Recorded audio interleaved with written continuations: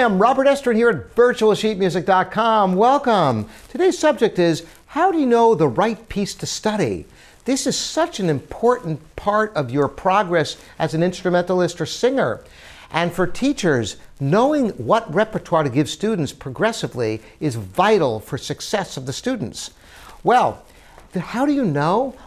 The fact of the matter is you must progress methodically so that any piece you study shouldn't take an inordinate amount of time to learn. Now, of course, a more advanced student has the maturity to work on a piece that is of great length that could take weeks or even months to master.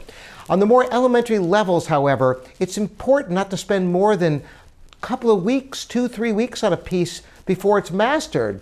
Because here's the thing, some teachers will give their students pieces that might take half a year to learn. In that same amount of time, another teacher might give a student a dozen pieces to learn, and by the time they learn the 12th piece, they're on the level of that piece that the other student has been struggling with for half a year. So if you are progressive, you can always be learning new repertoire, amass more and more music that you can play, and the level grows over time. Now, this is not an exact science. I have had some students sometimes who really were itching to play a piece far above them, and I tell them outright, well, you know, I think that you could do this piece, but you would have to practice more than you've ever practiced before, because this is above anything you've done before, and if you have a commitment to really go for it, I will give you that opportunity to try, but you have to promise that you're going to give that level of practice. And I've had students rise to the occasion and take their whole level of technique and raise it up to a level that might have been 6 months beyond them, but they did it in one fell swoop with just total commitment and dedication to practice.